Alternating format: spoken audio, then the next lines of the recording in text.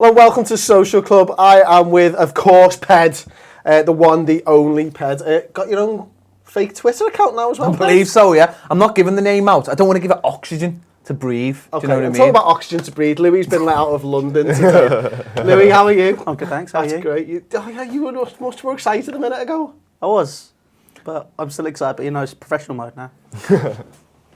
Okay. I knew it would last less than 2 seconds before he got unprofessional. And I'm here with James Clark, of course. It's pretty much the last time now that the championship season has kicked off that we will be allowed to speak to you officially. We're still in pre-season mode. We're not going to speak to you for a year, so make it fucking good today. We'll do. Don't worry. What I want to talk about, I don't know whether you follow the Premier League. It's that league above yet, yeah? Man United have signed Paul Pogba. Yeah. Well, give or take. More or less, it's more or less done. More or less done, yeah. Do you think they've bought it? Do you think they've bought the league? The title? No, I don't think they've bought the league, but they've definitely...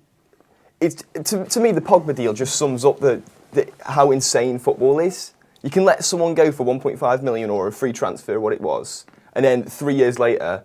Compensation was 800k, wasn't it? Something like that, yeah. And for 8 years later, you can spend 90 million on to get him back. That's just how mad football is. I don't think they've brought the league, but what they have is they've set their midfield up in a way that... You know, how Scholes was in the midfield all the time, how Giggs was in the midfield all the time. It's the same kind of ethos for me. He's going to be there for a long time now, and he's going to be the linchpin of that midfield and that team, essentially.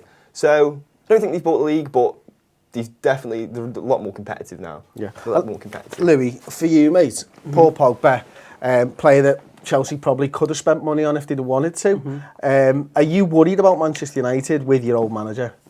Yeah, I think, I personally don't think Chelsea are going to finish top 4 this season. I just think there's a lot going on up there. You've got some great managers, you've got some great players, and I don't think we've strengthened in one place what we need to, but we needed to sign a centre-half, in my opinion. We haven't gone out and done that. We haven't signed a top-quality centre-half because Roman Abramovich, unbelievably, is not wanting to spend money in my eyes, or it looks like he's wanting this whole sustainability process of sort of bringing people through and signing people. But the thing that Mourinho always does, he did it when he first came to Chelsea, he's doing it at Man United now, he's building a really strong spine. So he's brought in Eric Bailly, he already had David De Gea, he's now potentially bringing in Pogba until he fails his medical. He's got Mkhitaryan, he's got Ibrahimovic. That's a strong core. At Chelsea, you had Ricardo Carvalho come in, you already had Claude Makelele there, he brought in Drogba, he builds spines. But you've got Cantalele now, haven't you? Cantalele, yeah. But, it's great to have one player. In it. Yeah, but it's like Chelsea's just wool all over though, isn't it? Oh, shut up. You've got one player, but we just need to sign somebody else. But I think, in my eyes, I think Man United are going to win the league this season. You do, yeah? Easily. Okay. Yeah, I think what they've done is it's really clever. They've bought good players, but they've bought really good marketable players as well, which is a very clever thing to do. Zlatan's been 34, I still love him to bits. I think he's a great player, but he's going to sell shirts everywhere, isn't he? And they brought in Pogba, who arguably could become the most marketable player in the world in a Man United shirt. He's already in like the Adidas stable. He's like one of their top boys, and that's massive. That's clever thinking, because if they spend 100 million, they'll get that back over the course of the contract, I'm sure, one way or another. He's a top player. I mean, he's not the finished article. He's not worth 100 million. He's not up there when, say, Ronaldo was bought by Real Madrid. But he's got potential, and as I say, you get it on the pitch, but you get it off the pitch. And I look at that Man United team, and I don't actually think he's the most exciting sort of player in it. Or certainly in the midfield, I think someone like Mkhitaryan is probably actually more of a linchpin in the team, but the big statements all over for Man United, and I think they're going to be a force this season. For me, right, I'll put 4 days ago, I was thinking, and he'd not signed Pogba at the time, and 4 days ago I was thinking, I don't think Man United are going to do it this year. I think they've got like potentially 5, maybe 6 new players in that team. So Luke Shaw, I know they've signed him a year ago, but he's brand new, he's coming back off a couple of injuries. You've got Bali, you've got Pogba, you got Herrera, who was a new signing but didn't play that much last season anyway. Then you've got the likes of Mkhitaryan, Ibrahimovic, and all that. And I'm thinking that, yes, he's bought the spine of a team, but how long will it take for them 5 new players to settle into that side? And then you look at it and you go, fuck, they dogged out a result against Leicester in the Charity Shield, or whatever the fuck it's called nowadays.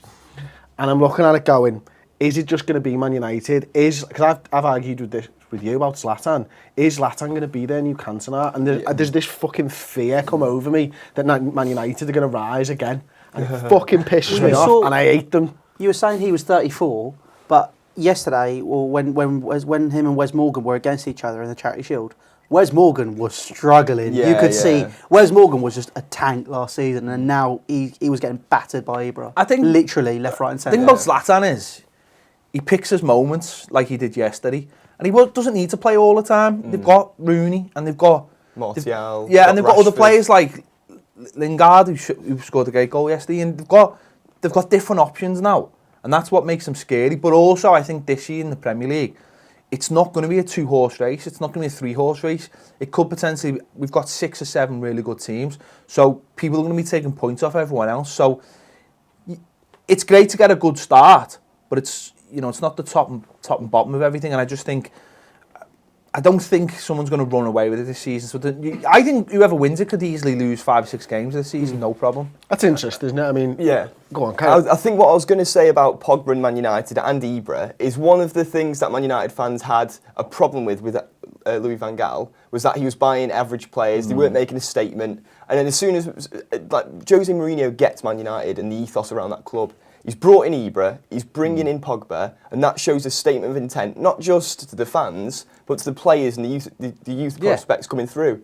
So, and you don't know what Zlatan and Pogba are going to be like in a dressing room, especially Zlatan.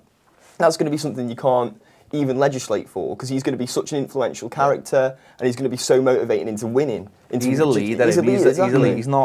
He's not what everyone thinks he is. That's I think he's made out to be one thing, but I think to his teammates he's another thing. I just think it's really exciting for the Premier League. I can't wait to see top players come to Goodison Park, because we haven't got any. So I can't wait to see. But I can't. You've just let Hibbert go. That's why. It's a different story. We'll come on to Signing that. No, but I think it's great that I used to love other teams coming to Goodison and seeing top players, and that sort of drifted away from the Premier League.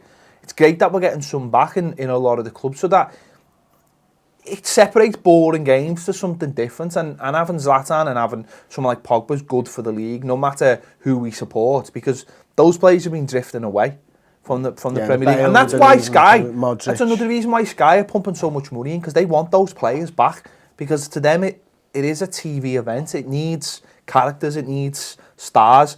And whereas this season was getting built up as about the managers, really it should always be about the players, because it's great having Mourinho or Pep Guardiola saying sound bites and all that, but that fills the gaps when you're not playing football. You need something when they're playing. Here's a question for you. It was something that I suppose you mentioned earlier on, actually, Ped.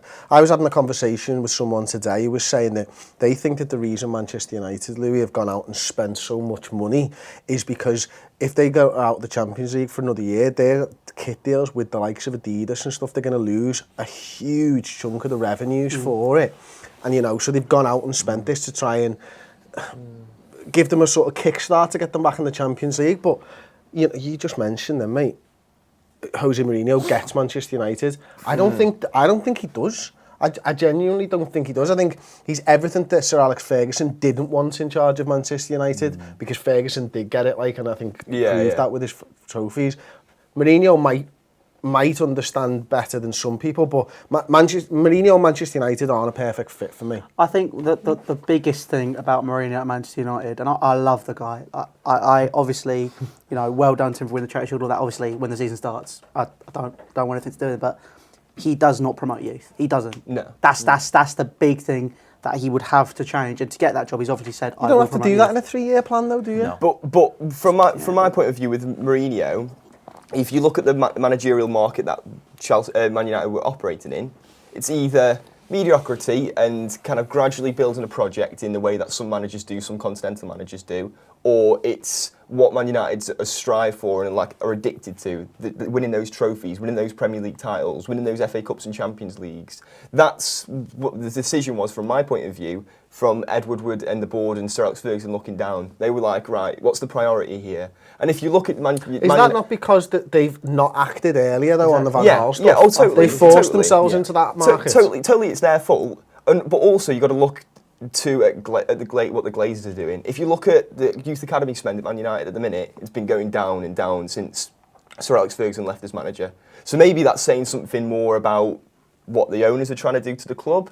So, and maybe that's showing that they can't compete with Man City anymore. So what's the point? They've just slashed their budgets and they're spending it elsewhere. So it's something to think about, to be fair, from my point of view, at least. But what difference does it make when you let a player go and then you bring him back for 100 million? Yeah. If you can do that, Yeah, who's arsed? Apparently they've already covered their costs, or pretty much covered the cost of the Pogba transfer. I was reading this by just selling shirts. They've covered those costs apparently. Just by selling shirts. It's not as simplistic. Beckham never even like I'm not got having 100 that. million shirts. It's not as simplistic as that. It's a bit more complex than that. But like, put it this way, Pogba will repay his transfer fee. Because of like. But then he's on 290k a week. That's running up a bit of a bill in the background, by the I'm way. still not convinced with the way he performed at the Euros when everyone's saying he's in the team of the tournament. In my opinion, he didn't perform until those last two games, and like that's a shop window which people need to utilise, and he didn't use it.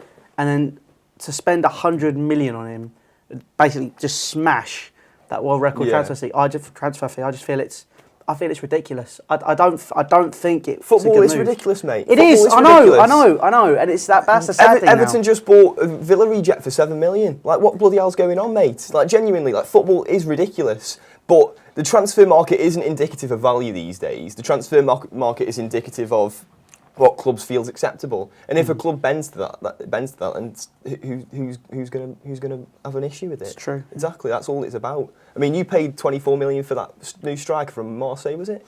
Batshuayi, it was 32 million. 32 million, like Sadio Mane for 34. Like, what the bloody hell's going Hey, on, he's mate? fucking boss. Mate, I'm not saying he's not boss, but he's not 36 million, is he? He's 34 million and he's worth every penny. I wouldn't pay 36, like. Would you pay 34 for Sadio Mane if it's coming out of your bank? Not You know what I fucking mean? Like, chance, this is what I mean. Like, Not coming out of our It's the bank. money. exactly. That's why we shouldn't give a I'm shit. not asked. That's why I'm not asked. It's not coming out of my pocket, so who gives a shit? It's not coming out of your pocket. Could you support a EFL second team. tier?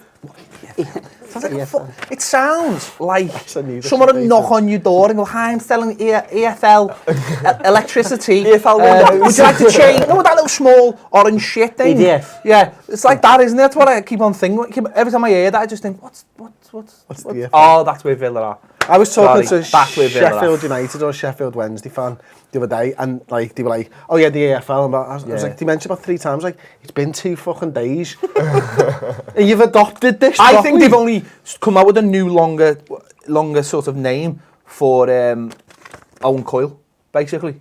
Just so he can, do that. No, because he loves saying the full names of things. So they've just done it for him, basically.